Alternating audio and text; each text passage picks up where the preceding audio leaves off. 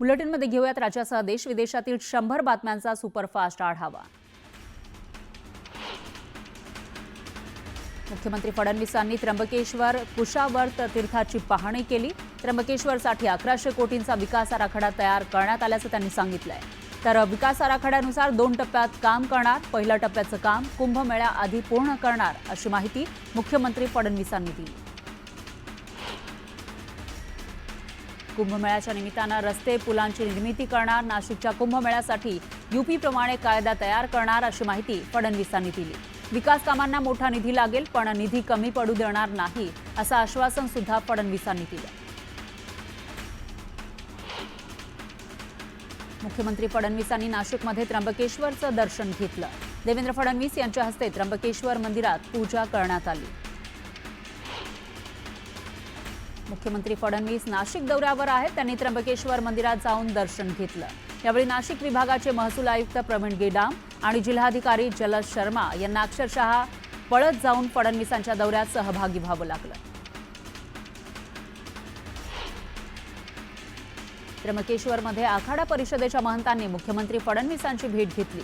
वेळ कमी असल्यानं कुंभमेळ्याची कामं तातडीनं करावी यासह विविध मागण्यांचं निवेदन मुख्यमंत्र्यांना देण्यात आलं। नागपूरमधील हिंसाचार हा फडणवीसांना अडकवण्यासाठी केला गेला, हा फडणवीसांना कोंडीत पकडण्याचा प्रयत्न असल्याचा आरोप संजय राऊतांनी केला। तर संताजी धनाजीप्रमाणे फडणवीसांना स्वप्नातही संजय राऊत दिसतात असा टोलाही राऊतांनी लगावला। नागपुरातील 7 पोलीस स्टेशन परिसरातील संचारबंदी उठवण्यात आली आहे, तर 4 पोलीस स्टेशन परिसरातील संचारबंदी अजूनही कायम आहे। नागपुरात सोमवारी घडलेल्या हिंसाचार घटनेमध्ये इरफान अन्सारी याचा शनिवारी मृत्यू झाला। अन्सारीवर काल धार्मिक पद्धतीने अंत्यसंस्कार करण्यात आले। या अंत्ययात्रेमध्ये मोजक्या लोकांना परवानगी देण्यात आली होती, पण मोठ्या संख्येने लोक एकत्रित आले होते। स्नेहल जगताप यांच्या राष्ट्रवादी प्रवेशावर इथं एकच शेठ भरत शेठ असं उत्तर मंत्री भरत गोगावलेंनी दिलं। मतदारसंघात संघर्ष होणार नाही, मागच्या वेळेला आमच्या विरोधात सर्व एकत्र होते, पण तुम्ही सर्व एकत्र आलात तरी इथे एकच शेठ भरत शेठ असं उत्तर गोगावलेंनी दिलं। नितीन गडकरींनी जे सांगितलं त्यामध्ये तथ्य आहे, जनता नव्हे तर पुढारीच जातीयवादी असल्याचं म्हणत संजय राऊतांनी गडकरींच्या विधानाला दुजोरा दिला। तर भाजपच्या पुढाऱ्यांनीच जातीयवादाचं विष पेरण्यास सुरुवात केल्याचा आरोपही राऊतांनी केला। महायुती आपापल्या परीनं आपापला पक्ष वाढवण्याचे प्रयत्न करते, पण पक्ष वाढवताना मित्रपक्षांमध्ये कुठलाही गैरसमज होणार नाही याची काळजी खबरदारी आम्ही घेत असतो असं अजित पवार म्हणाले। तसंच भास्कर पाटील खतगावकर यांच्यामुळे पक्षाला फायदा होईल असा विश्वास अजितदादांनी व्यक्त केला। मुंबईतील मरीन ड्राईव्ह परिसरात देवेंद्र फडणवीस यांच्या समर्थनार्थ भाजपनं बॅनरबाजी केली। कर्तव्यनिष्ठ विकास पुरुष देवाभाऊ अशा आशयाचे बॅनर लावण्यात आले। कायदा सुव्यवस्था बिघडल्यावरून विरोधकांकडून फडणवीसांवर टीका केली जात असताना कार्यकर्त्यांनी फडणवीसांच्या समर्थनार्थ बॅनरबाजी केली। मनसेच्या मुंबई शहर अध्यक्षपदी संदीप देशपांडे यांची नियुक्ती करण्यात आली आहे। संदीप देशपांडे यांच्या अध्यक्षतेखाली 3 उपाध्यक्ष असतील, तर शाखा अध्यक्षांची जबाबदारी अमित ठाकरेंकडे असेल। महाराष्ट्र नवनिर्माण सेनेच्या गुढीपाडवा मेळाव्याला पालिका आणि पोलीस प्रशासनाची परवानगी मिळाली आहे। शिवाजी पार्क मैदानात 30 मार्चला हा मेळावा होणार आहे। यावेळी मनसे अध्यक्ष राज ठाकरे नव्या पदांची घोषणा तसंच पक्षाची आचारसंहिता जाहीर करण्याची शक्यता आहे। कांद्यावरील निर्यात शुल्क हटवल्यानं मुख्यमंत्री फडणवीसांनी केंद्राचे आभार मानले। निर्यात शुल्क हटवल्यानं कांदा उत्पादक शेतकऱ्यांना मोठा फायदा होणार असल्याचं फडणवीस म्हणाले। छत्रपती शिवाजी महाराजांबद्दल अवमानकारक वक्तव्य करून इतिहास अभ्यासक इंद्रजीत सावंत यांना धमकी देणारा प्रशांत कोरटकर अद्यापही फरार आहे। कोरटकर राज्यातच आहे, तो चंद्रपुरात लपल्याची शक्यता आहे, तर त्या पार्श्वभूमीवर पोलीस त्याचा शोध घेत आहेत। बच्चू कडूंनी अन्नत्याग आंदोलनात हे आंदोलन मागे घेतलेलं आहे। मंत्री भरत गोगावले आणि राज्यमंत्री योगेश कदम यांनी सरकारच्या वतीनं शब्द दिल्यानंतर बच्चू कडूंनी आंदोलन मागे घेतलं। दिव्यांगांना अंत्योदय योजनेतून आणि रोजगार हमी योजनेतून लाभ देण्याचा शब्द कडूंना देण्यात आला। खोक्या भोसलेच्या समर्थनार्थ तुळजापुरात पारधी समाज रस्त्यावर उतरला। पारधी समाजानं तुळजापूर धाराशिव राज्य महामार्ग रोखून धरला। सतीश भोसले केवळ पारधी आहे म्हणून त्याला अडकवत असल्याचा आरोप आंदोलनकर्त्यांनी केला। अल्पवयीन मुलांना मारहाण केल्याप्रकरणी तसंच घर जाळणाऱ्या आरोपींना अटक करावी या मागणीसाठी खोक्याची पत्नी तेजू सती भोसले यांचं आमरण उपोषण सुरू आहे। त्यांच्या उपोषणाचा आज 5वा दिवस आहे, तरी सुद्धा प्रशासनानं कोणतीही दखल घेतली नसल्याचा आरोप होतोय। अनुसूचित जाती जमाती आयोगाचे उपाध्यक्ष धर्मपाल मेश्राम यांनी सतीश भोसलेच्या कुटुंबियांची भेट घेतली। यावेळी सतीश भोसलेच्या कुटुंबियांनी त्याच्या अडचणी मेश्राम यांच्या समोर मांडल्या। सावित्रीबाई फुले पुणे विद्यापीठाच्या अर्थसंकल्पीय अधिवेशन सभेचा प्रारंभ हा वादळी चर्चा बाद हमरीतुमरीनं झाला। आधी सभा सदस्य आणि व्यवस्थापन परिषदेच्या सदस्यांमध्ये आरोप प्रत्यारोप सुरू असतानाच एकमेकांवर धावून जाण्याचा प्रकारही समोर आला। या प्रकारानंतर सुरक्षा रक्षकांनी मध्यस्थी करून वाद मिटवला। सिंधुदुर्ग जिल्हा ग्रंथालय अधिकारी कार्यालयाच्या वतीनं सिंधुदुर्ग ग्रंथोत्सव 2024चं आयोजन करण्यात आलं। सिंधुदुर्ग नगरी इथल्या छत्रपती शिवाजी महाराज स्मारकाला पुष्पहार अर्पण करत ग्रंथ दिंडीला सुरुवात करण्यात आली। नंदुरबार जिल्ह्यातल्या जिल्हा परिषद शाळांची दयनीय अवस्था झाली आहे। मांडवी खुर्दमधील शाळेच्या इमारतीची भिंत कोसळली। शाळा भरलेली नसल्यानं मोठा अनर्थ टळला। पुण्याच्या कोथरूडमध्ये स्वच्छतागृहात लघुशंका करणाऱ्यांचा व्हिडिओ चित्रित करणाऱ्या तरुणावर गुन्हा दाखल करण्यात आलाय। तरुण पळून जात असताना नागरिकांनी त्याला पकडून चोप दिला आणि पोलिसांच्या ताब्यात दिलं। दापोली शहराला पाणी पुरवठा करणाऱ्या नारगोली धरणातील पाणीसाठा निम्म्यावर आलाय। त्यामुळे दापोलीला 4 दिवसाआड पाणी पुरवठा केला जातोय, तर नागरिकांना पाणी टंचाईला सामोरं जावं लागतंय। गोंदिया जिल्ह्याच्या नवेगाव नागझिरा व्याघ्र प्रकल्पातील शिवरामटोला गावात वाघाने एका महिलेवर प्राणघातक हल्ला केला। महफूल वेचायला ही महिला जंगलात गेली होती। दरम्यान वाघाच्या हल्ल्यात या महिलेचा मृत्यू झाला। जनसुरक्षा विधेयक मागे घेण्याच्या मागणीसाठी पुण्यात सर्वपक्षीय संघटनांनी ठिय्या मांडला। केंद्र सरकारकडून आणल्या जाणाऱ्या जनसुरक्षा विधेयकाला मोठा विरोध करत सर्वपक्षीय संघटनांनी जोरदार घोषणाबाजी केली। केंद्र सरकारनं कांद्यावरील निर्यात शुल्क हटवण्याचा निर्णय घेतलाय। 1 एप्रिलपासून निर्यात शुल्क 0% होणार आहे। सरकारच्या या निर्णयामुळे राज्यासह जळगाव जिल्ह्यातील शेतकऱ्यांना मोठा दिलासा मिळालाय। केंद्र सरकारनं शेतकऱ्यांसाठी मोठा निर्णय घेतलाय। कांद्यावरील 20% निर्यात शुल्क रद्द करण्यात आलंय। 1 एप्रिलपासून निर्यात शुल्क 0 असेल। केंद्राच्या या निर्णयामुळे शेतकऱ्यांना मोठा दिलासा मिळालाय।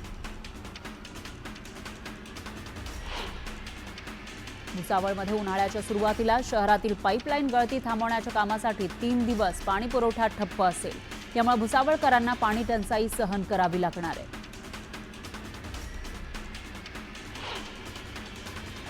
लसणाची फोडणी स्वस्त झाली आहे। गगनाला भिडलेले लसणाचे भाव जमिनीवर आले, तर मनमाड बाजार समितीमध्ये लसणाचे भाव 50 ते 60 रुपये प्रति किलोवर आले। त्यामुळे महागाईने त्रस्त झालेल्या ग्राहकांना दिलासा मिळाला। अमरावती विभागीय आयुक्त श्वेता सिंगल, जिल्हाधिकारी सौरभ कटियार यांनी गावांना भेटी देत ग्रामस्थांच्या अडचणी जाणून घेतल्या।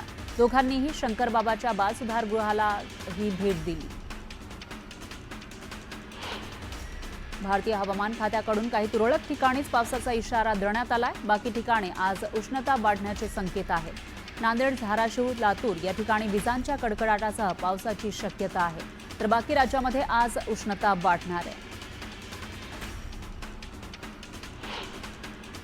शहापूर तालुक्याच्या शिरगाव गावची कन्या सुजाता मडके हिनं उत्तुंग भरारी घेतली आहे। सुजाता मडकेची बंगळुरूमध्ये सायंटिफिक ऑफिसर या पदी नियुक्ती झाली आहे। काही दिवसातच सुजाता इस्रो या संस्थेमध्ये शास्त्रज्ञ म्हणून रुजू होणार आहे।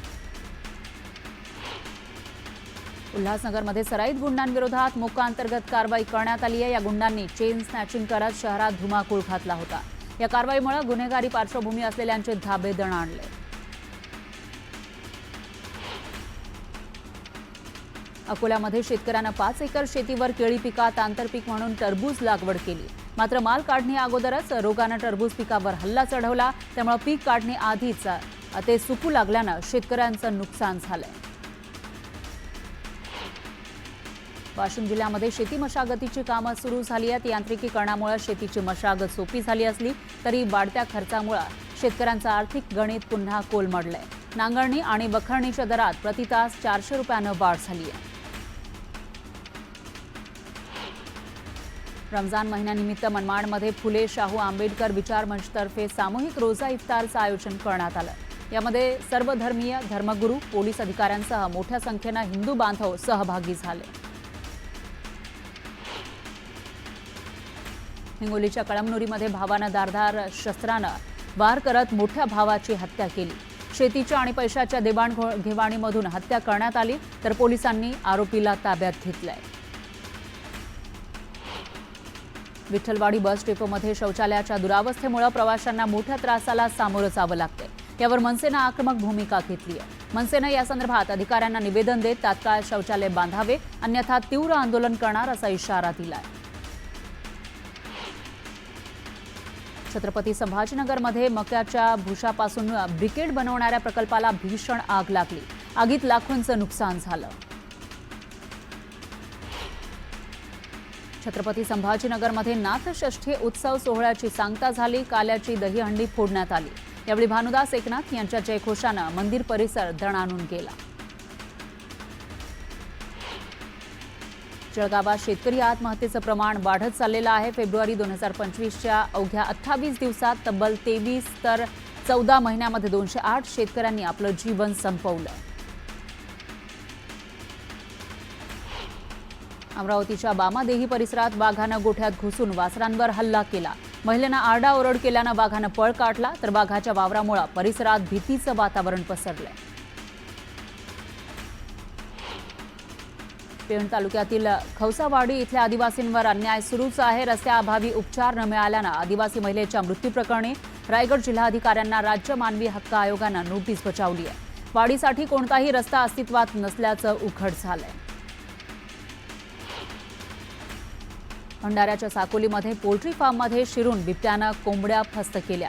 ही संपूर्ण घटना सीसीटीव्हीमध्ये कैद झाली आहे। या संदर्भात पोल्ट्री फार्म व्यावसायिकानं वन विभागाला पत्र लिहून नुकसान भरपाईची मागणी केली।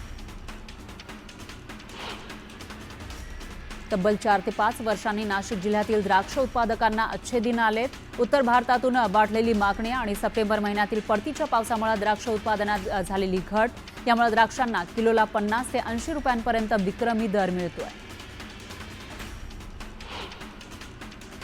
जळगावात सिमेंटनं भरलेल्या ट्रकचा ब्रेक फेल झाला, त्यामुळे चालकाचं नियंत्रण सुटून त्यानं 3 रिक्षांसह 5 दुचाकींना धडक दिली।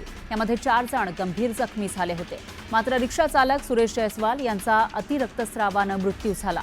घरातील कर्ता पुरुष गेल्यानं कुटुंबावर संकट कोसळलं। मुंबई गोवा महामार्गावर विचित्र अपघात झाला। खेडमधील भोसले घाटात सिमेंटच्या बकलरची ट्रक आणि एर्टिगा कारला जोरदार धडक बसली, ज्यामध्ये ट्रक 200 फूट खोल दरीत कोसळला। या तिहेरी अपघातात 7 जण जखमी झाले।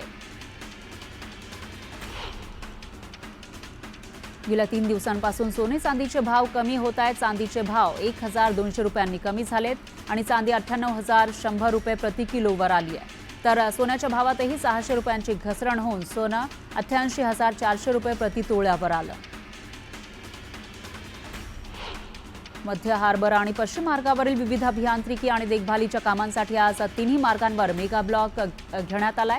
त्यामुळे तिन्ही मार्गांवरील लोकल सेवेवर परिणाम झालाय, तर प्रवाशांना लोकल प्रवास करताना वेळापत्रक बघूनच नियोजन करावं लागेल।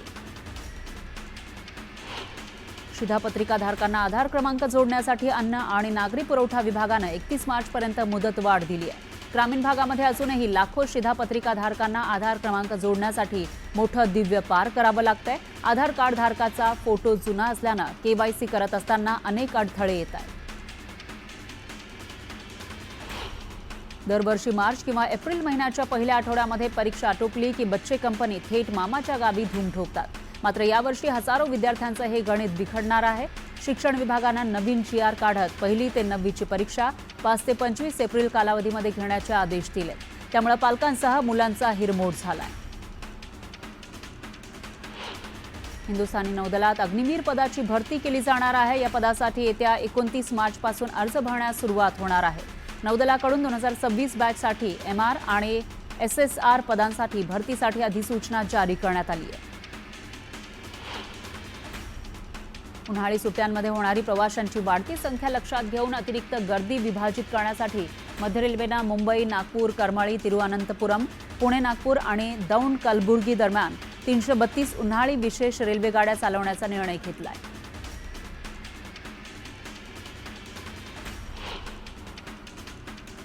यानंतर घेऊयात एक छोटासा ब्रेक. तुम्ही बघत राहा न्यूज 18 लोकमत.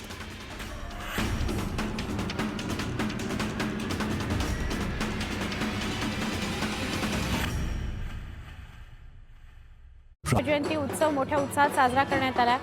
याचबरोबर गावागावात होळी सण दिमाखात पार पडला.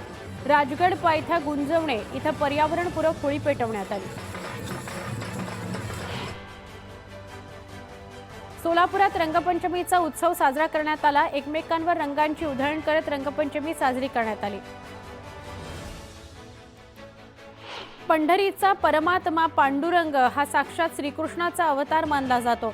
त्यामुळे पंढरपूरच्या श्री विठ्ठल रखुमाई मंदिरात वसंत पंचमी ते रंगपंचमी असा 1 महिना रंगपंचमीचा सण साजरा होतो. विठ्ठलाला रंग लावण्याकरता हजारो भाविक पंढरपुरात दाखल होतात. शिर्डीत रंगपंचमीचा उत्साह पाहायला मिळतोय. साईबाबांची मूर्ती ही आज विविध रंगांमध्ये न्हाऊन निघालेली आहे. शिर्डीमध्ये रंगपंचमी साजरी होतीये.